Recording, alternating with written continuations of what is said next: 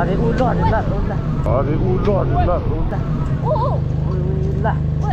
पादेछ क्या नेपालको रात्रि बजार हो मिनी खाइदैन अमेलको टलपल यस्तो बुटले हान्दाखेरि छाले गएको छ पुलिसले है मलाई एकचोटि पिटेर म कति दिन बिरामी भयो पुलिसले टक्क बेलुका आइपुग्यो यस्तो छ हालत वासिङ मेसिनमा धोयो अनि यसरी सामान राखेको यस्तो छ पारा हाम्रो hello guys welcome back to my new vlog आजको ब्लग चाहिँ बुढाबुढी टक्क राति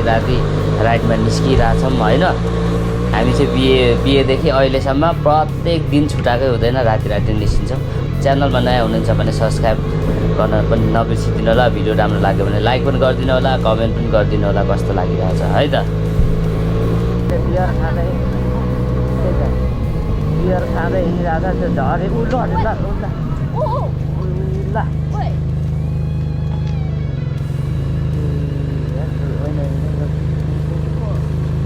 भाइ यु ओके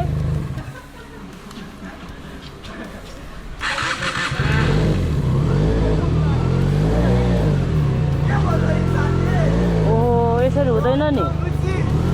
ल बिस्तारै केटा हो बिस्तारै गएर यसरी खाएर चाहिँ हिँड्नु भएन त्यो पनि एउटा बाइकमा चारजना रहेछ पछाडिको मान्छे खस्यो सायद इन्जरी पनि भयो कि है फेरि माथिको मान्छेले त्यहाँ बसिरहेको न्यु पनि खोज्छ क्या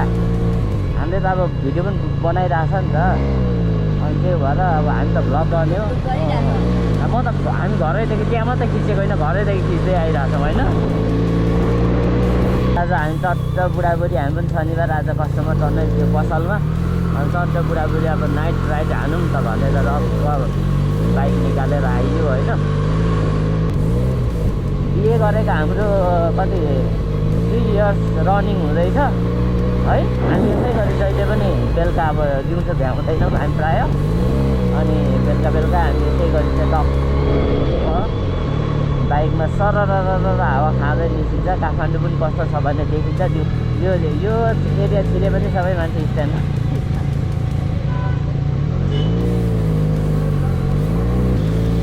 नेपालको रात्रि बजार पर्यटकीय क्षेत्र हो नि त 1 नम्बर नेपालको मुटु हो मिनी खाइदैन हो इन्डियनहरू पनि झन् नहुने है टुरिस्टहरू ल ठिक छ यति आउनै पऱ्यो ल त नेपाल कसरी उँभो लाग्छ सब आउनु पऱ्यो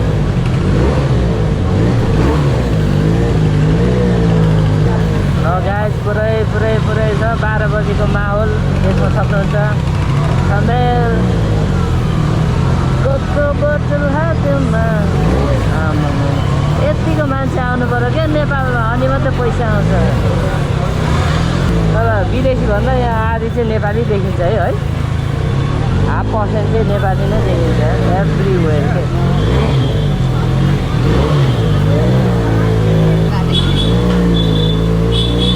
अमेलको टलपल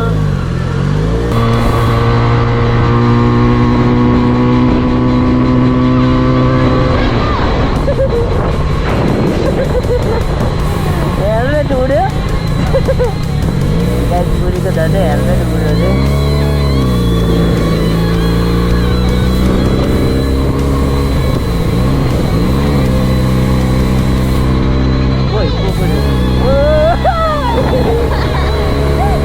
चाहिँ आज ठेलामै खाने बेला भएको छ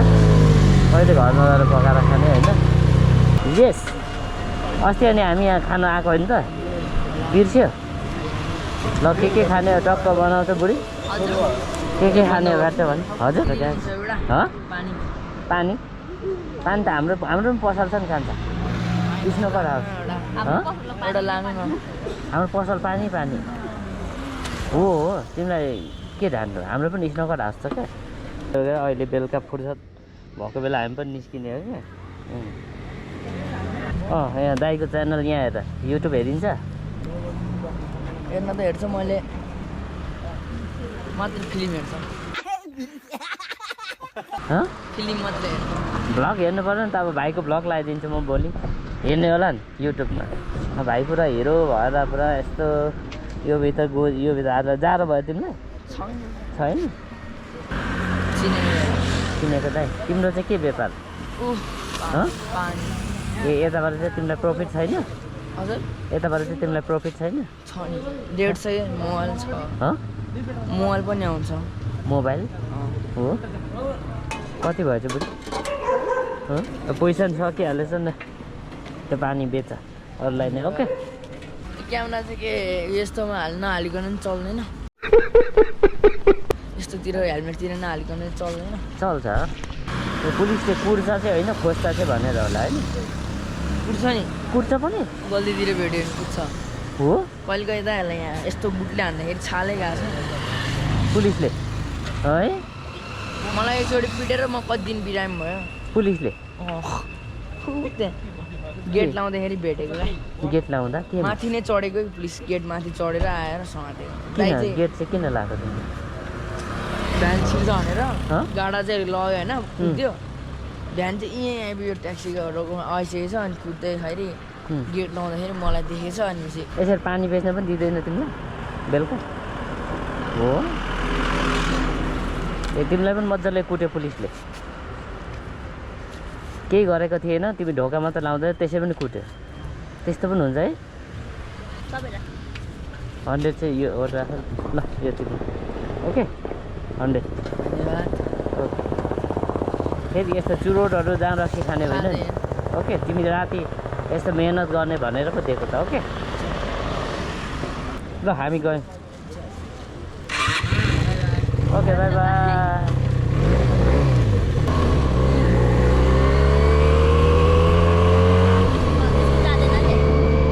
जान्छ अरे दिउँसो जान्छ अरे बेलुका पुलिस हेरिदिन्छ अरे 150 रुपियाँ दिन्छ अरे अनि उसले चाहिँ पानी बेच्ने रहेछ पानी किनिदिनु भन्दै थियो अनि त्यही भएर मैले सबै टक्क बेलुका आइपुग्यो यस्तो छ हालत वासिङ मेसिनमा धोयो अनि यसरी सामान राखेको यस्तो छ पारा हाम्रो होइन बुढीले रिङ खेलेर देखाउँछ अरे मान्छे सुतेर अलि सपना देखिरहेछ उयो हल्ला गर्नु हुँदैन छिमेकीले मार्छन् अनि हामी चाहिँ दिउँसोभरि पसलमा व्यस्त हुन्छ नि त गाइस त्यही भएर यस्तो छ हालत कसो घरमा छ यति कपडा एउटा अझै पट डोको एक डोको छ होइन यो भित्र यो कहाँ छ यो होइन यो बास्केटभरि भरि हो नि कपडै यो ठाउँै छैन यो त यो सब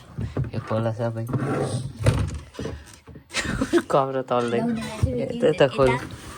यो कपडा यता खोल सबै ल यता बुढीको गाई यो सबै यो कोरियन हो होइन घर राख कहाँ घर ए यो माथि ए यहाँ चाहिँ रहन्छ ल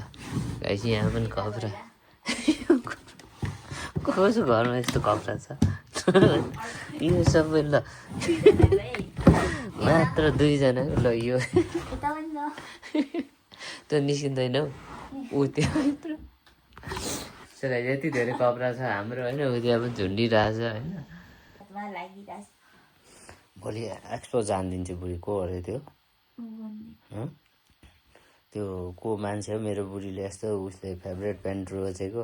होइन उसलाई पठाइदिन्छु भनेर अरूलाई पैसा आएर बेचिदिएछन् होइन त्यो मान्छेलाई शङ्का लागेको छ पैसा चाहिँ रिटर्न गर्छ भनेको छैन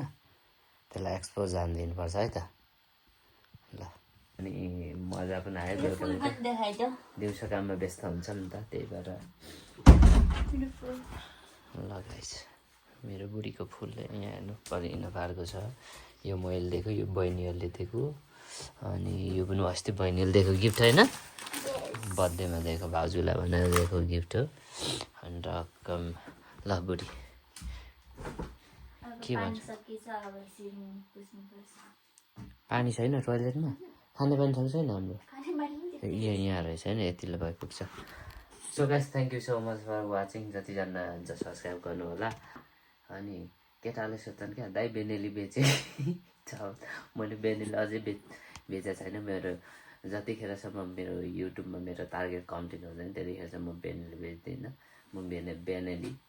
होइन यसै गरी भ्लग बनाएर मेरो फलोवर्स मध्येको एकजना दिने है सो आज मैले धेरै लाउडली बोल्नु हुँदैन अलमोस्ट 2 भइसक्यो सबैजना सुतिरहेछ so thank you so much for watching and good night see you next vlog है त अब नेक्स्ट भ्लग चाँडै आउँछ है त